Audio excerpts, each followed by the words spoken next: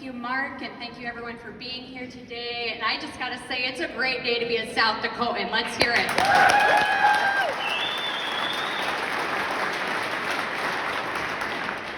You know, in the last 2 years, I've done over 100 speeches across the country, coast to coast, speaking to agriculturalists, farmers, and ranchers with one goal in mind, and that's to maintain private property rights, to keep producers on the land, to keep access to food in this country, and to keep us all free. And I know you guys feel the exact same way or you wouldn't be here today, so thank you very much. Let's hear it for you guys.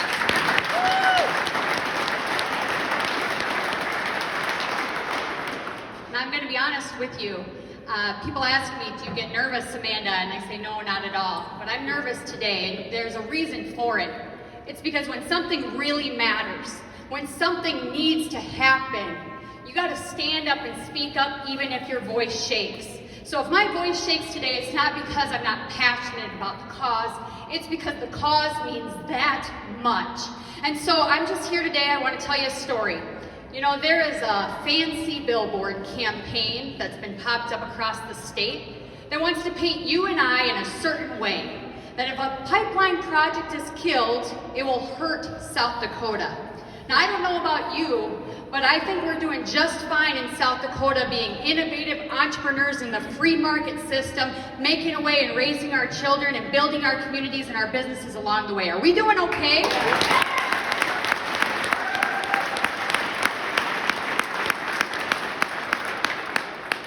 One thing I also know about the media and these fancy organizations that are being propped up by the who's who in agriculture is they want to paint us in a different light.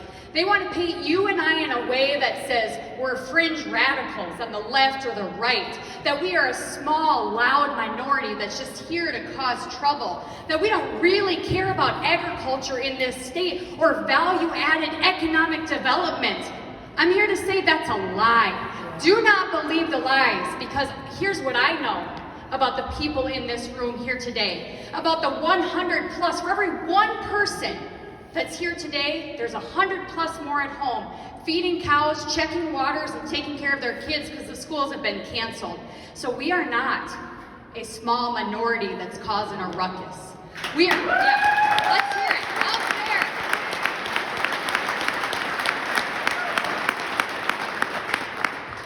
What we are is we've been a silent majority, to steal a cliche, for far too long. Because in South Dakota, we're South Dakota nice. We don't want to hurt anybody's feelings. We don't want to cause a conflict. We just want to make an honest day's wage, taking care of our family, raising our kids, building our businesses, and being a part of our community. And yet this pipeline that has come from out of state with who knows what kind of backing behind us has effectively divided the people in South Dakota. There's two paths we can take, and I know the choice you've made because you're here. We can trade our freedoms, our liberties, our constitution, our individual autonomy, our ability to own and manage our land as we see fit for things like progress and value-added aid and carbon capture credits and all the other things they'll tell you we've got to have it or we won't succeed. And I don't know about you, but I'm going to make the side to err on the side of the Constitution. Are we going to stand by the Constitution? I think so.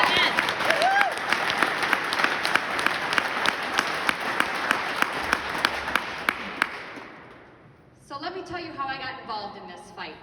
I'm a farmer and rancher from Mitchell, South Dakota. God bless and thank you to my husband Tyler, who's home with our 4 children, ages 9 and under, taking care of cattle with all those little ducklings in tow. I couldn't be here without him.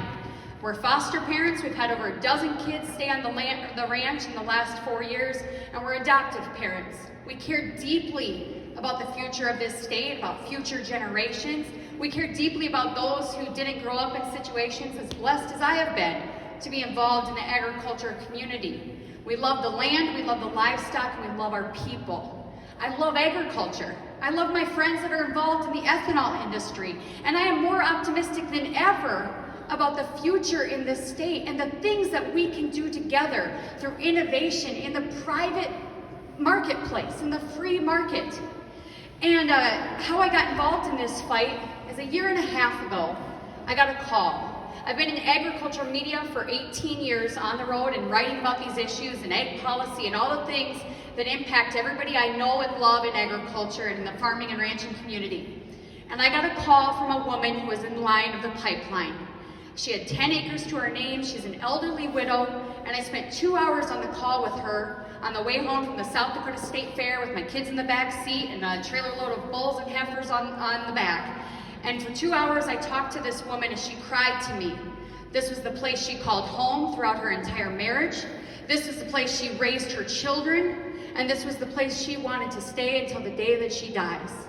And she was tearful and talking to me about how this pipeline company had come onto her property, bullied her, coerced her, threatened her, lied to her, saying every single neighbor had signed up for those easements and those agreements, which was outright a lie. And she said, Amanda, I read you in the green sheet. I know you care about these issues. Is there anything you can do to help? And I get calls like that, and one call is one thing, and I certainly felt bad for her, and my heart ached for her plight, because I don't know about you guys, but if I pour my blood, sweat, and tears into an acre of land, an inch of ground, a blade of grass, if I tell someone you're not welcome here, please go, I expect that answer to be respected, correct? No means no.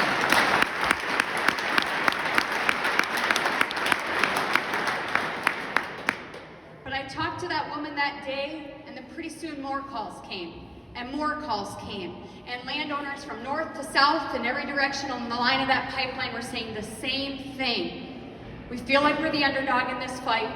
We feel like we're getting railroaded by this company. We feel like the politicians have turned our back on us. The media doesn't care. The pockets have been lined. The money is there. We're on the losing side of it. What are we going to do? And yet, there's one thing these pipeline companies do not understand that they're about ready to understand. I have a podcast called The Heart of Rural America. And what that podcast does is focusing on the good people in communities across this state and across this nation who are doing amazing, inspiring things to make the world a better place. Those are my people. You're my friends, my neighbors, my peers, the people we see at school and church and in our activities across town and at the grocery store. That's South Dakota. So there's one thing these pipeline companies and these outside projects do not understand. They do not understand the heart of South Dakota. They do not understand the grit, the blood, the sweat, the tears, the sacrifice that goes into building these dreams that we have here in this state. They don't understand, there's the biggest thing, and they don't understand how much we're willing to fight for it. So I don't...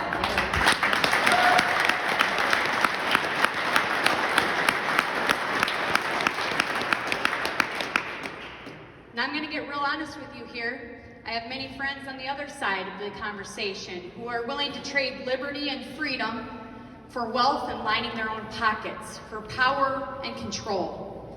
And one of those friends of mine gave me a phone call here a few weeks ago. He knows I'm very active on social media.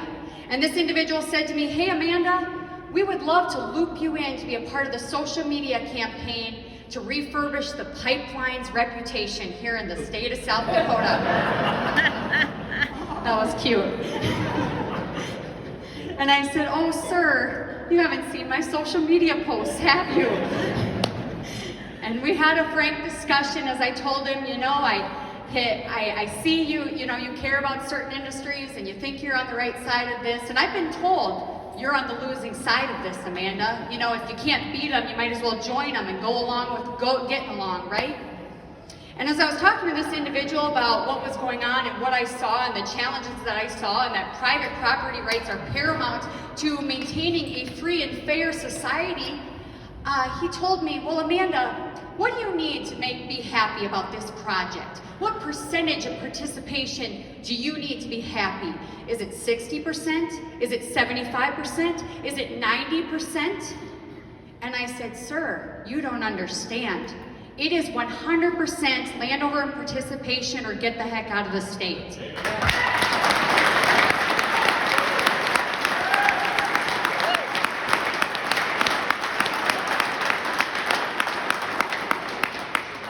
He didn't like that answer.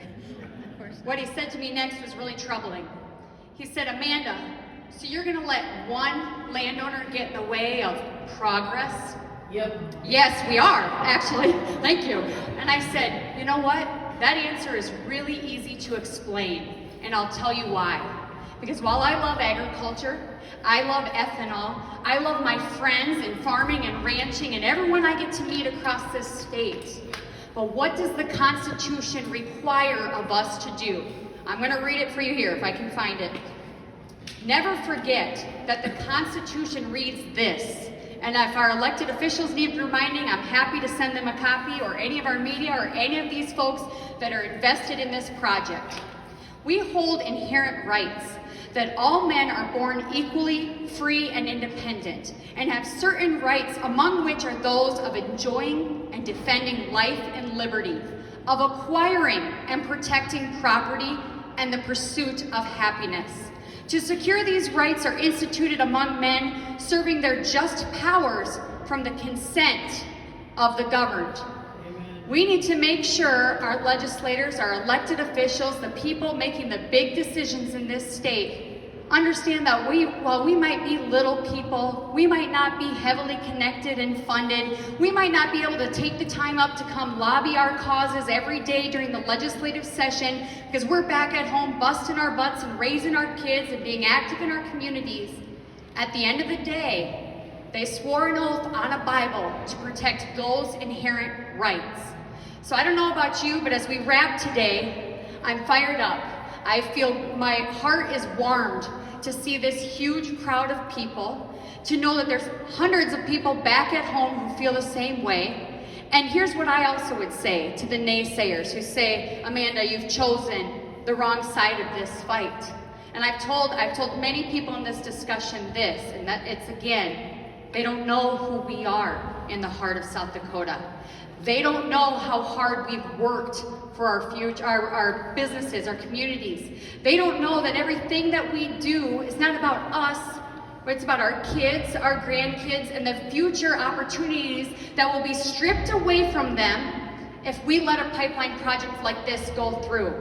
And make no mistake, too, to any of the media that might be reporting on this today, it's not about just one pipeline. It's the fact that there's a dozen more projects waiting in the wings, that if we strip our private property rights now, it is open season on every inch, every acre, every lot, every park, you name it, in the state of South Dakota.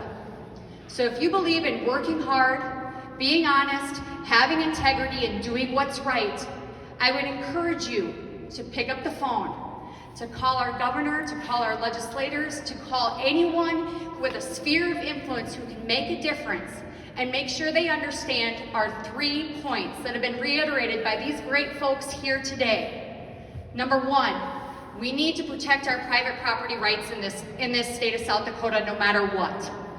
Number 2, we need to maintain local government control because the buck stops at home, and we need to maintain that autonomy and independence in our local governments.